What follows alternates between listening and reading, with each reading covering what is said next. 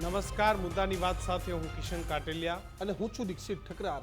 આજે આપણે રાજકારણની અલગ અલગ વાત કરીશું, તમામ મુદ્દા ઉપર પણ વાત કરીશું, પરંતુ આજ કોંગ્રેસની પણ વાત કરવી છે।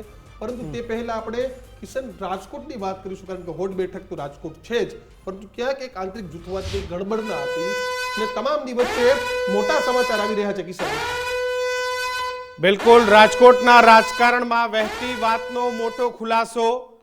પરસોત્તમ રૂપાલા વિવાદમાં આંતરિક જૂથવાદની પણ વાત વહેતી થઈ હતી। 2 દિવસથી ચાલતી અફવાઓનું ભારતીય જનતા પાર્ટીના પ્રદેશ ઉપાધ્યક્ષ ડોક્ટર ભરત બોઘરાએ ખંડન કર્યું છે। રાજકોટ ભાજપમાં કોઈ વિખવાદ નથી, ભરત બોઘરાનું કહેવું છે। કાર્યકર્તાઓને હાઈકમાન્ડ પર સંપૂર્ણ વિશ્વાસ છે। વિપક્ષ અને હિતશત્રુ આવી અફવા ફેલાવે છે। ખોટી વાતોમાં મારું નામ સામે આવે તો જાહેર જીવન છોડવાની તૈયારી। હાઈકમાન્ડે જે નિર્ણય કર્યો તે શિરોમાન્ય છે। ભરત બોઘરાએ આજે અનેક ખુલાસાઓ સાથે મહત્વની ક્ષત્રિય આંદોલનની પણ વાત કરી કિશન, કે કહ્યું કે ક્ષત્રિય આંદોલનમાં મારું ક્યાંય પણ નામ આવે તો જાહેર જીવન છોડી દઈશ, કારણ કે છેલ્લા ઘણા બધા દિવસથી ક્યાંક ભરત બોઘરાની છબી ખરડાવવાનો પ્રયત્ન છે તે થતો હતો, એવી વાત પણ થતી હતી। પરંતુ તમામની વચ્ચે આજે પત્રકાર પરિષદ કરીને ભરત બોઘરાએ કહ્યું છે કે હાલ આવી કોઈ પણ વાત નથી, હું જાહેર જીવન છોડી દઈશ, કારણ કે પદ્મિનીબાની જે પ્રમાણે એન્ટ્રી થઈ હતી તેની એન્ટ્રી ભારતીય જનતા પાર્ટીમાં ડોક્ટર ભરત બોઘરાએ કરાવી હતી। પરંતુ ત્યારબાદ જે વિવાદ થયો તેઓએ કહ્યું કે હાલ પદ્મિનીબા છે તે ભારતીય જનતા પાર્ટી સાથે પણ નથી। ત્યારે ભરત બોઘરાએ શું ખુલાસો કર્યો તે આપણે સાંભળીએ। ભારતીય જનતા પાર્ટીમાં અને ખાસ કરીને રાજકોટ લોકસભામાં છેલ્લા 2-3 દિવસથી જે અફવાઓ ચાલે છે, હું આજે મીડિયાના માધ્યમથી સ્પષ્ટતા કરવા માંગુ છું કે રાજકોટ લોકસભામાં જિલ્લા અને ગ્રામ્ય વિસ્તારની 7 વિધાનસભા આવે છે। 7 વિધાનસભામાં અમારા બૂથથી લઈને સંગઠનની આખી ટીમ, આદરણીય અમારા ઉમેદવાર રૂપાલાજીનો 2 વખત પ્રવાસ પૂર્ણ થઈ ગયો છે। કાર્યકર્તાઓ પૂરી તાકાતથી ઘર-ઘરનો સંપર્ક પણ પૂરો કર્યો છે। આખી ટીમ, અમારા સિનિયર આગેવાનો આદરણીય વજુભાઈ વાળા સાહેબ હોય, આદરણીય વિજયભાઈ રૂપાણી સાહેબ હોય, અમારા સિનિયર નેતાઓ, અમારા શહેર ભાજપના પ્રમુખ મુકેશભાઈ, એમની આખી ટીમ, અમારા કોર્પોરેશનના મેયર નૈનાબેન ને એમની આખી ટીમ, અમારા ધારાસભ્યો સાથે સાથ અમારા પ્રદેશના પદાધિકારીઓ, બધા એક ટીમ વર્કથી ખૂબ સુંદર રીતે લોકો સુધી જઈ રહ્યા છે અને લોકોનો ઉત્સાહ પણ અલૌકિક છે। આદરણીય નરેન્દ્રભાઈ મોદી સાહેબના નેતૃત્વમાં પાર્ટીના કાર્યકર્તાઓ થનગની રહ્યા છે, ખૂબ સારી રીતે કામ થઈ રહ્યું છે। એટલે રાજકોટ મહાનગરમાં કે રાજકોટ જિલ્લામાં કે રાજકોટ લોકસભામાં ભારતીય જનતા પાર્ટીમાં કોઈ વિખવાદ નથી, એક ટીમ તરીકે સૌ કામ કરે છે ને હું વિશ્વાસ આપું છું કે 5 લાખથી વધારે લીડે રાજકોટની સીટ અમે સૌ કાર્યકર્તાઓ તાકાત સાથે આદરણીય રૂપાલાજીને જીતાડીશું। બિલકુલ, પરંતુ ગુજરાતના રાજકારણના મોટા સમાચાર એ કે કિશન, હજુ પણ કોંગ્રેસે 4 ઉમેદવાર જાહેર નથી કર્યા। ગુજરાત કોંગ્રેસના ઉમેદવારને લઈને સૌથી મોટા સમાચાર, રાજકોટ બેઠકને લઈને કોંગ્રેસમાં જબરજસ્ત અસમંજસતાનો માહોલ। સૌરાષ્ટ્રની મહત્વની ગણાતી રાજકોટ બેઠકમાં કોંગ્રેસનો મૂર્તિયો કોર, કારણ કે ભાજપના પરસોત્તમ રૂપાલા સામે કોંગ્રેસના ઉમેદવાર જ હજી નક્કી નથી। કોંગ્રેસ બેઠકના ઉમેદવાર તરીકે પૂર્વ વિપક્ષી નેતા પરેશ ધાનાણીનું નામ મોખરે, તે સિવાય પણ અનેક નેતાઓના નામ ચર્ચામાં છે। કિશન, પરેશ ધાનાણીએ પહેલા ચૂંટણી લડવાની ના પાડી હતી। ધાનાણીએ બાદમાં સોશિયલ મીડિયા થકી ચૂંટણી લડવાની પણ ઈચ્છા વ્યક્ત કરી હતી આડકતરી રીતે। જોકે ડોક્ટર હેમાંગ વસાવાળા, હિતેશ વોરા સહિતના નામો પણ લાંબા સમયથી ચર્ચામાં છે। ઇન્દ્રનીલ રાજ્યગુરુનું નામ પણ રાજકોટ બેઠક પર પ્રબળ દાવેદાર તરીકે માનવામાં આવે છે। રાજકોટમાં ઉમેદવારની પસંદગીને લઈને કોંગ્રેસમાં અલગ અલગ 2 જૂથ પણ જોવા મળે છે। બંને જૂથ ઉમેદવાર માટે અલગ અલગ નામ મોકલતા અસમંજસની સ્થિતિ એ રાજકોટમાં જોવા મળી રહી છે। બિલકુલ, આપણી સાથે આ જ ચર્ચા કરવા માટે, કારણ કે આજે કોંગ્રેસના મૂર્તિયાનું મંથન કરવું છે, આપણી સાથે દિલીપ ક્ષત્રિય જોડાયેલા છે, રાજકીય વિશ્લેષક છે, જગદીશ મહેતા વરિષ્ઠ પત્રકાર, રાજકીય વિશ્લેષક। જગદીશભાઈ, ભાજપની બહુ વાત કરી, ક્ષત્રિય સમાજની બહુ વાત કરી, પરંતુ આજે મારે વાત કરવી છે કોંગ્રેસની, કારણ કે આ તમામની વચ્ચે કોંગ્રેસ જ ભૂલાઈ ગયું હતું। તો કોંગ્રેસનો મૂર્તિયો કોણ કે જે પરસોત્તમભાઈને ટક્કર આપી શકે?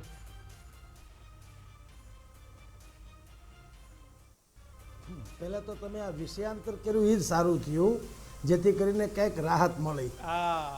હવે કોંગ્રેસમાં કોણ મૂર્તિયો હોય, જે પહેલી વાત છે પરેશ ધાનાણીની વાત છે, એ પરેશ ધાનાણી જ કરી રહ્યા છે, કોંગ્રેસ નથી કરતું। આ બહુ સમજવા જેવી વાત છે। પરેશ ધાનાણીએ પહેલાં એમ કીધું હતું કે મારે લડવું નથી, હું અણવર બનવા માગું છું, વરરાજો નહીં, એટલે એણે પેલા ના પાડી કારણ કે ત્યારે કપરા ચડાણ હતા. ત્યારે જો પરેશ ધાનાણી લડ્યા હોત ને જો સ્થિતિ અત્યારે પરસોત્તમભાઈને કારણે થઈ છે એવી ન હોત તો પરેશ ધાનાણી ખોવાઈ ગયા હોત, એ પણ હકીકત હતી. એટલે ત્યારે એણે ના પાડી હતી. હવે પરસોત્તમ રૂપાલાના વિવાદને કારણે સ્થિતિ થોડી પલટાણી છે અને બધી જ રીતે એમ લાગે છે કે કોંગ્રેસને એના જે કમિટેડ વોટર્સ છે એ તો ઠેક, પણ ભારતીય જનતા પાર્ટીના અસંતુષ્ટોનો પણ ટેકો મળે એમ છે અને ક્ષત્રિય સમાજનો તો મળે જ મળે. આમ હવે સારી સ્થિતિ જોઈ એટલે પરેશ ધાનાણી રોજે રોજ એક ફટાકડાની લૂમ ફોડ્યા કરે છે કે હું આવું છું. એણે ક્ષત્રિય સમાજને પણ સારું લગાડવા માટે થઈને એણે જાહેરમાં અપીલ કરી છે, બહેનો તમે જોહર કરતા નહીં, તમારા જવતલિયા ભાઈ હજી બેઠા છે વગેરે વગેરે. આ જવતલિયા ભાઈ ચૂંટણી જાહેર થઈ ત્યારે નહોતા, એ જવતલિયા ભાઈ હમણાં પાછા પ્રગટ થયા છે. એટલે ખેર, પણ કોઈ એમ માનતું હોય કે પરેશભાઈ ધાનાણી સારી ફાઇટ આપી શકે એમ છે તો એ પરેશ ધાનાણી સિવાય કોઈ એ વાતને માનતું નથી. એક વાત. બીજી વાત કે કોંગ્રેસનું કોકડું ક્યાં ગૂંચવાયું છે એ તેલની ધાર જુએ છે કે પરસોત્તમભાઈ રહે છે કે જાય છે. જો પરસોત્તમભાઈ રહેતા હોય તો વ્યવસ્થા શું કરવી એની વાત છે. તો અત્યારે ટોપ મોસ્ટ જે વાત ચાલી રહી છે એ બે જ નામની ચાલી રહી છે કે ડૉક્ટર હેમાંગ વસાવડા અને ગાયત્રીબા વાઘેલા. ગાયત્રીબા શિક્ષિત છે, ક્ષત્રિયાણી છે, અત્યારે થોડોક મુદ્દો છે આ પ્રકારનો અને મહિલા અગ્રણી છે અને સમાજમાં સારું સ્થાન ધરાવે છે.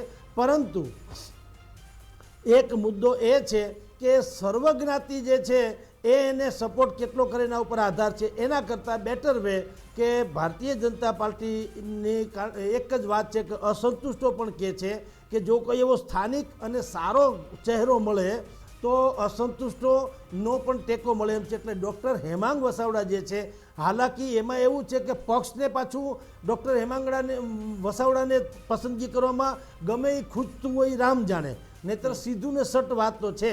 પરંતુ અત્યારે અવઢવ જેવી પરિસ્થિતિમાં એ છે કે પરસોત્તમ રૂપાલા રહે છે કે જાય છે એ ફાઇનલ થયા પછી આ નિર્ણય કરવામાં આવશે કે કેવી સ્થિતિ છે. બિલકુલ, દિલીપભાઈ જોડાયેલા છે. દિલીપભાઈ, જવતલિયા ભાઈએ છેલ્લે તલવાર કાઢી છે, પણ લાગે છે કે આ તમામ વસ્તુનો ફાયદો રાજકોટ બેઠક પર કદાચ માની લો કે પરેશ ધાનાણી ને પરસોત્તમ રૂપાલા થાય છે તો ભૂતકાળનું પુનરાવર્તન થશે.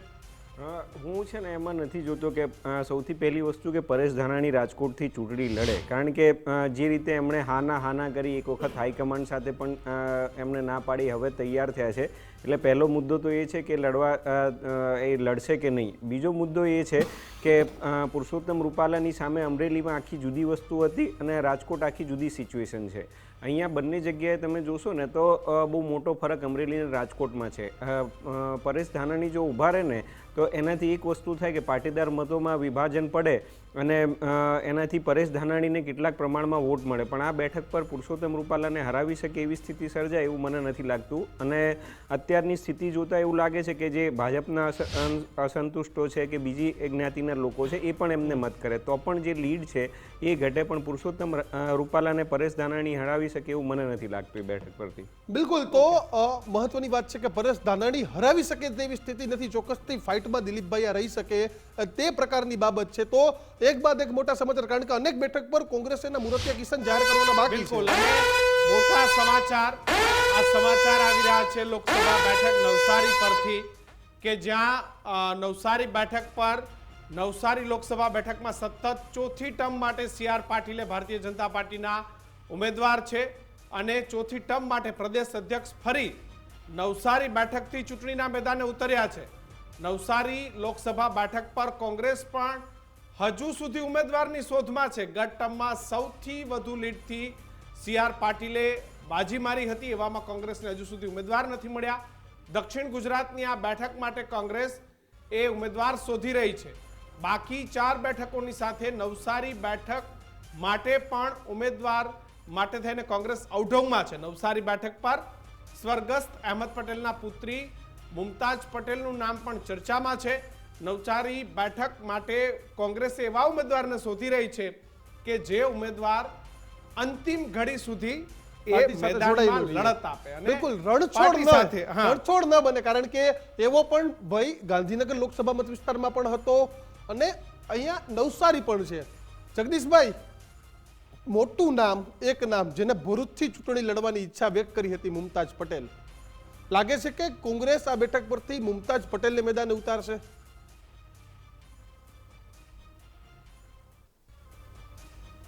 સાહેબ, હવે આમ તો તમને કહું તો હું સૌરાષ્ટ્ર કચ્છની રાજનીતિ ઉપર થોડાક મારું વધારે ફોકસ છે, એટલે ત્યાં ભીતરી જે ચાલે છે એ ખબર નથી એટલી બધી હોતી, એટલે હું સીધી કલ્પના નહીં કરું. પરંતુ મને એટલી ખબર છે કે જે રીતે કોંગ્રેસે મુમતાઝ બેનને પણ અને ભાઈ ફૈઝલને પણ કે જે રીતે આમ તમને જુઓ તો વેઇટ એન્ડ વોચ કરાવ્યું છે, એ જોતા તો એને કોંગ્રેસના બાકીનાનો સપોર્ટ મળે કે કેમ એ પણ સંભાવના છે.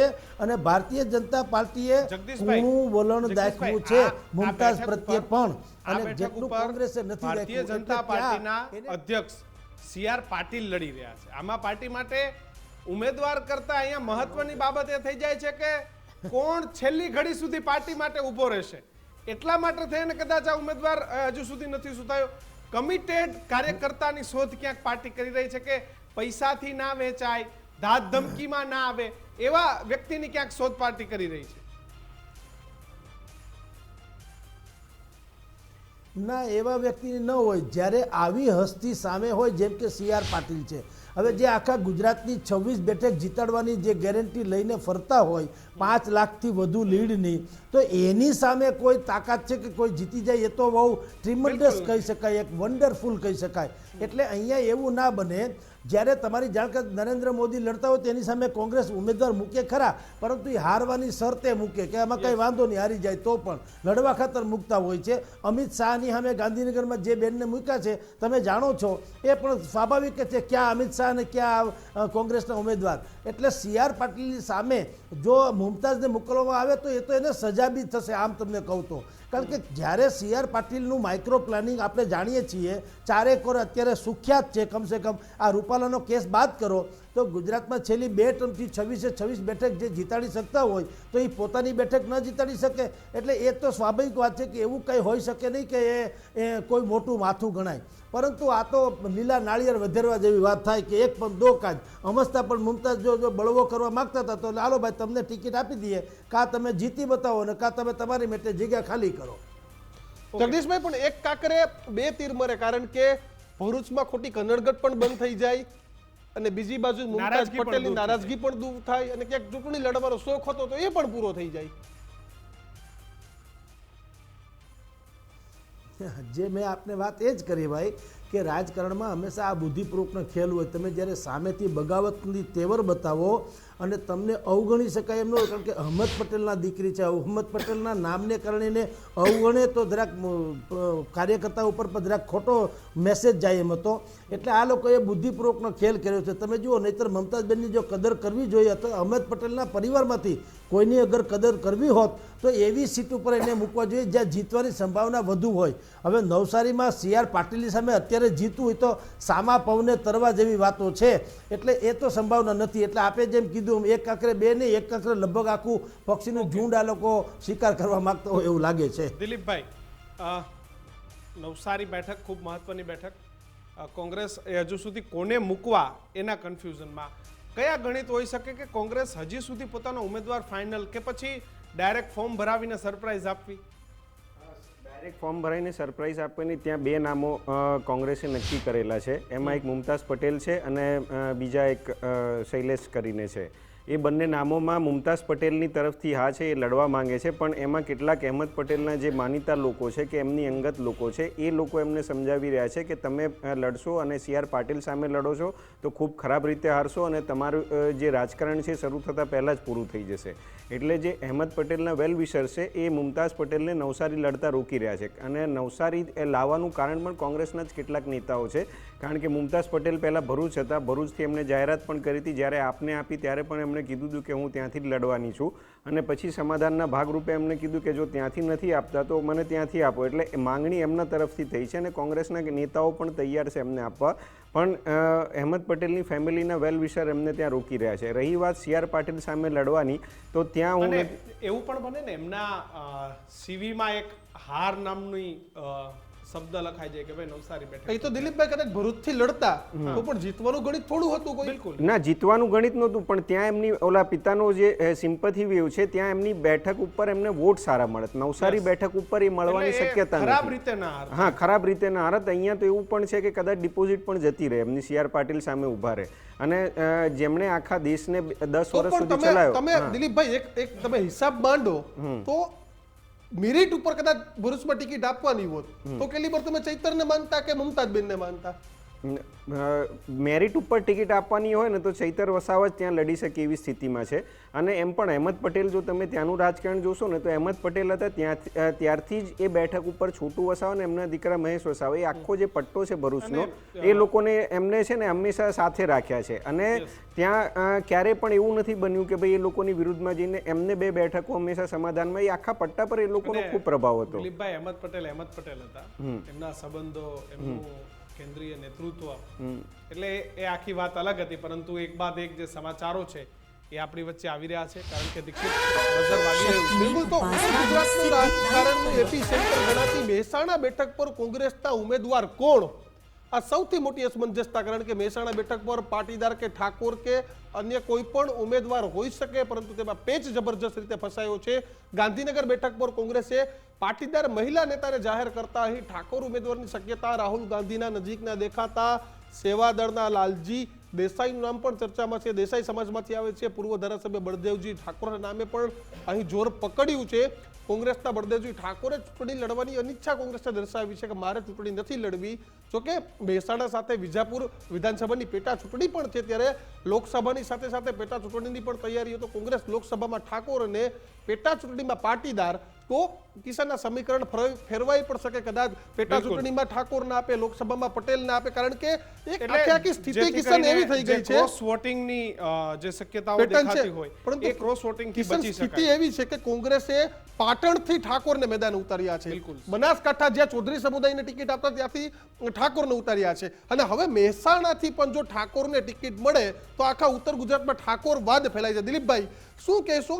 કોંગ્રેસ ઠાકોરવાદ ઉપર જશે, મહેસાણાથી પણ ઠાકોરને ટિકિટ આપશે? કારણ કે જો 26 માંથી 26 2 ટર્મથી જગદીશભાઈ વાત કરી પ્રમાણે હારે જ છે. અને બીજી બાજુ તમે જોવા જાવ દિલીપભાઈ, તો અમિત ચાવડા હોય, કાળુસિંહ ડાભી હોય, ત્યાં પણ ક્યાંક મધ્ય ગુજરાતમાં પણ ભલે ત્યાં સક્રિય ઠાકોર લખવામાં આવે છે, પણ એ પણ ક્યાંક ઓબીસી ઠાકોર છે. તો પછી જો મહેસાણા, પાટણ, બનાસકાંઠા, આ બાજુ આપણે કાળુસિંહ ડાભી, અમિત ચાવડા, શું કોંગ્રેસ એ પ્યોર ઠાકોરવાદ ઉપર જઈ રહી છે કે પ્યોર ઓબીસીવાદ ઉપર જઈ રહી છે? નહીં, આખી ઠાકોર કરતા છે ને આપણે એને ઓબીસી ગણવું વધારે મને લાગે છે કે યોગ્ય છે. કારણ કે કોઈ એક કમ્યુનિટી કરતા એ આખું જે કોંગ્રેસનું રાજકારણ છે ને, તમે જો કોંગ્રેસની કોર વોટ બેંક છે ને હંમેશા ઓબીસી રહી હતી. એક વખતે છે ને કોંગ્રેસની સત્તા મેળવવામાં કે સત્તા મળવામાં હંમેશા ઓબીસી એ મેઇન રોલ ભજવતા હતા. ધીરે ધીરે જ્યારથી ભાજપની પકડ મજબૂત બની, ઓબીસી એમનાથી છૂટા થયા અને એ પાર્ટી તમે જો આજે કે જે સ્થિતિ પર છે બધાને ખબર છે. એટલે ઓબીસી વોટ બેંકને હું એને માનું છું કે આ ઓબીસી વોટ બેંકને પાછો લાવવા માટેનો આ એક પ્રયત્ન છે.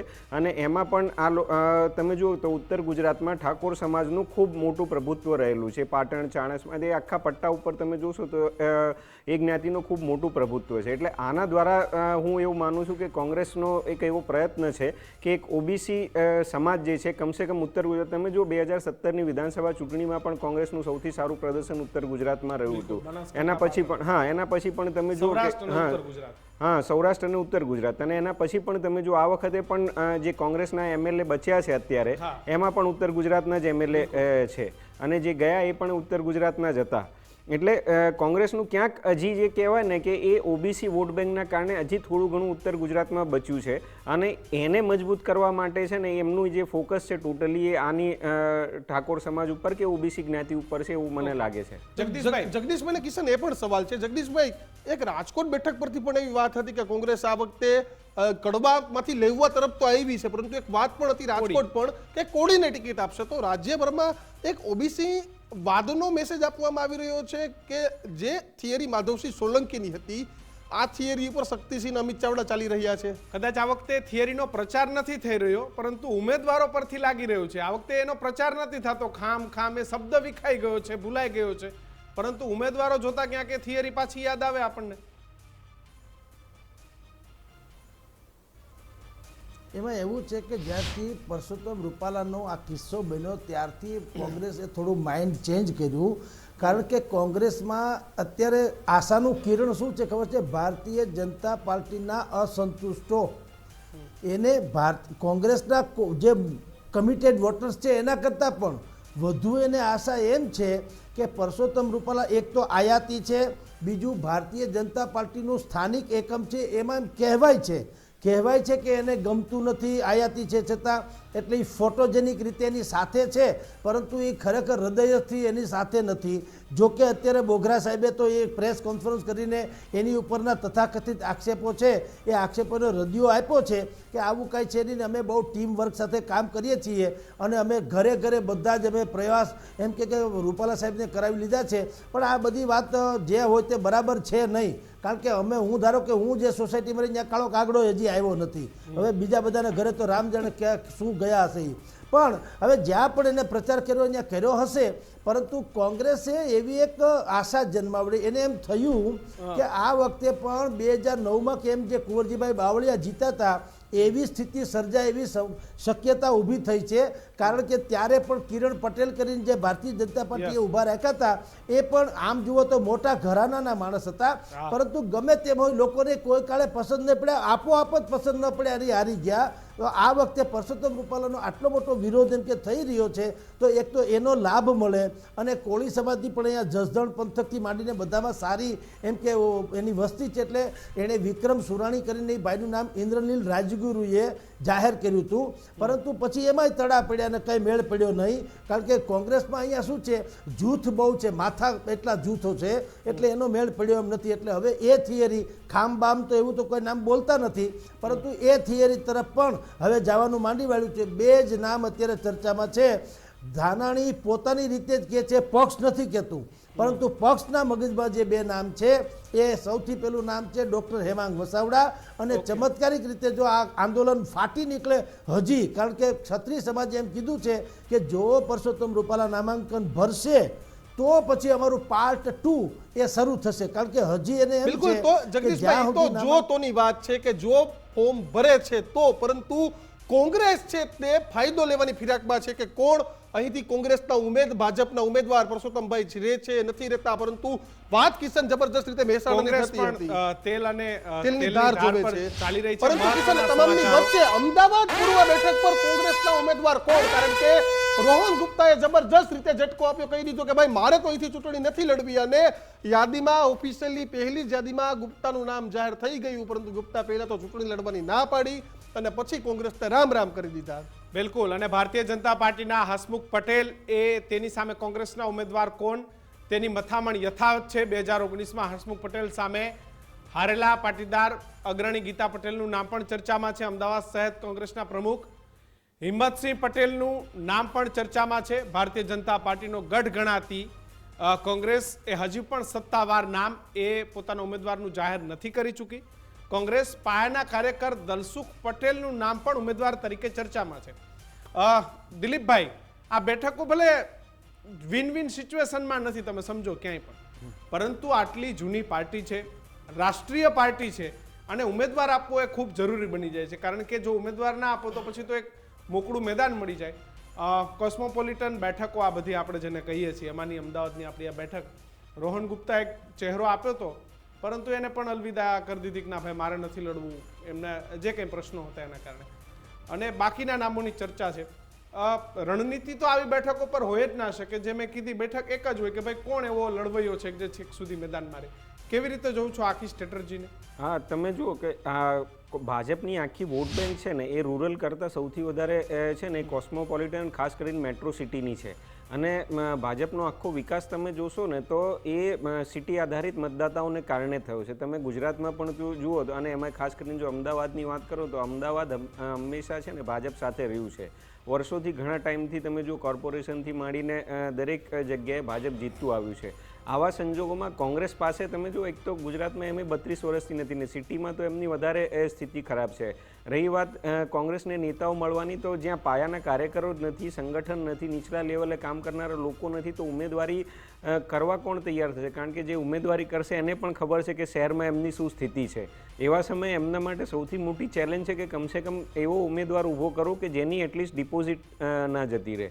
એટલે કોંગ્રેસ એવી શોધમાં છે કે અમદાવાદની બેઠક ઉપરથી એવો કોઈક ઉમેદવાર મળી જાય જે કમસે કમ હસમુખભાઈની સામે ફાઇટની સિચ્યુએશનમાં હોય કે એમને એવું લાગે કે ભાઈ અહીંયા છે ને અમે એટલી ખરાબ રીતે નથી હાર્યા. એટલે કોંગ્રેસ માટે પ્રશ્નો બીજા ઘણા બધા છે, પણ ખાસ પ્રશ્નો એમના જે છે ને સિટી આધારિત પ્રશ્નો છે કે ત્યાં એમનું સંગઠનથી માંડીને કાર્યકર બધો જ બેઝ એમનો ખવાઈ ગયેલો છે. એટલે કોંગ્રેસના પ્રશ્નો છે ને એ અમદાવાદમાં બહુ મોટા છે. ઓકે જગદીશભાઈ, જેમ રાજકોટ જેવી જ બેઠક અમદાવાદની પણ અહીંયા પણ શહેરી મતદારોનું પ્રભુત્વ. તો તમે જે એમાં એવું છે સાહેબ, આ વખતે ભાજપ અને કોંગ્રેસ બે મોટી એક ભૂલ કરી જ રહ્યા છે. ભાજપની સ્થિતિ એવી હતી કે આ વખતે પહેલાં જ્યારે આ પરસોત્તમ રૂપાલાનો કાંડ નહોતું બન્યું તે પહેલાંની વાત કરું કે એ જેના માથે હાથ મૂકે અમર થઈ જાય એમ હતા, આટલી સ્થિતિ હતી. એણે કરવાની એવી જરૂર હતી કે જે જૂના જનસંઘી છે, જેને કારણે ભારતીય જનતા પાર્ટી અત્યારે સત્તાના ફળો ચાખી રહી છે, એવા જૂના જનસંઘીને કાઢીને જો ટિકિટ આપી હોત તો એ અજરામત પક્ષે થઈ ગયો હોત ને સમાજમાં એવો મેસેજ જાત કે ભારતીય જનતા પાર્ટી છે એ ઋણ મુક્ત નથી, એ ઋણ અદા કરે છે. એવી જ વાત અત્યારે કોંગ્રેસમાં છે. અમદાવાદ પૂર્વમાં તમે કીધું કે ભાઈ તમે ભાઈને આપે છે, પ્રજાપતિનું નામ આપી લીધું કે એને કોઈ ટિકિટ આપે દલસુખભાઈને કે બીજા કોઈને પક્ષને ટિકિટ આપે છે. કોંગ્રેસ પાસે અત્યારે આ જેમ પેનલિસ્ટ બાજુવાળા ભાઈ જે કીધું છે એની જેમ જ છે કે ખબર જ છે કે હારવાનું છે, મોટા ભાગે નિશ્ચિત છે. તો પછી એક પ્રયોગ કરવાની જરૂર હતી જે ભાજપે નથી કર્યો, તે કોંગ્રેસે પણ નથી કરતી, કે એકદમ યંગ, ફ્રેશ, કોલેજન, શિક્ષિત અને ટેકનો સેવી જેને કહી શકાય એવા જ લોકોને જો રજૂ કર્યા હોત તો કંઈક નવી વાત. આ જૂના કાટલા જે અમસ્તાય હારેલા પડ્યા છે ભૂતકાળમાં પણ, એને ચહેરો જોઈ તો કોઈ શું કામ તમને મત આપે, સમજી લો. કારણ કે તમે 12 માસ 24 કલાક તો ફ્રેશ તરીકે બજારમાં રહ્યા પણ નથી, તમે ચૂંટણી ટાણે જ બહાર આવો છો, તો શું કામ કોઈ આપે? પરંતુ જો કોઈ એવો એક ચોકલેટી ચહેરો તમે બહાર આપો કે જે મેં તમને કીધું શિક્ષિત હોય અને વિઝનરી હોય, ભલે એ રાજકારણમાં નવા હોય, તો એની પાસે બધી વાત સારી. દલસુખભાઈ શેઠ કયો કે બાકી ગમે એને તમે નામ બોલાવો, એ ઉભવા ખાતર ઉભશે અને હારવા ખાતર હારશે, પહેલાથી બીજું કંઈ થાય એમ લાગતું નથી ભાઈ. બિલકુલ. તો જગદીશભાઈ આભાર આપનો, દિલીપભાઈ આપ પણ જોડાયા, આભાર આપનો. ખેર કોંગ્રેસને નક્કી કરવાનું છે કે ઉમેદવાર મુરતિયા ક્યારે આપે, પરંતુ કિશન જ્યારથી આ આંદોલનનો માહોલ થયો ગુજરાતમાંથી, ત્યારથી કોંગ્રેસ સુસુપ્ત અવસ્થામાં એ રીતે વહી ગઈ કે હવે જનતા કંઈક કરશે, પ્રજા કંઈક કરશે. કારણ કે કોંગ્રેસે ઉમેદવાર પહેલા મંથન પહેલા કોઈ રાજકોટમાં સ્ટેન્ડ ક્લિયર નહીં, પાટણ અને તમે બનાસકાંઠા આપ્યા પછી તમારું મહેસાણામાં કોઈ સ્ટેન્ડ નહીં. એક નિવેદનથી કોંગ્રેસને ચૂંટણી લડવાનો એક આત્મવિશ્વાસ મળી ગયો કે ચલો ભાઈ ક્યાંક માહોલ તો પણ કોકના ભરોસે ક્યાં સુધી? પોતાના સંગઠનના ભરોસે, કાર્યકર્તાઓના ભરોસે તમે સ્ટ્રેટેજી, પોતાની રણનીતિ, પોતાના ચહેરાઓ, કેન્દ્રીય નેતાઓ, આ તમામ પણ કોંગ્રેસ માટે ખૂબ જરૂરી છે. જો કે ખેર હજુ તો 12 તારીખથી ફોર્મ ભરાવાના છે. કોંગ્રેસ ગમે તે ઘડીએ પોતાના પેટા ચૂંટણીના અને બાકી રહેલી લોકસભાના ઉમેદવાર જાહેર કરી શકે છે. પરંતુ કોંગ્રેસમાં પરિસ્થિતિ એ છે કે લાગવગ તારા લાંબા પગ, જે ચલાવી જાણે તે જીતે જંગ. કોંગ્રેસમાં એવું છે કે કોની લાગવગ વધારે એ ટિકિટ લઈ જાય છે. જેમ મહેતાભાઈએ કહ્યું કે ફ્રેશ ચહેરાઓ, તો એ કદાચ એવા ચહેરાઓને બહુ જલ્દીથી ટિકિટ કોંગ્રેસમાં નથી મળતી. મુદ્દાની વાતમાં હાલ આટલું જ. વધુ સમાચારો માટે જોતા રહો ગુજરાત ફર્સ્ટ. નમસ્કાર.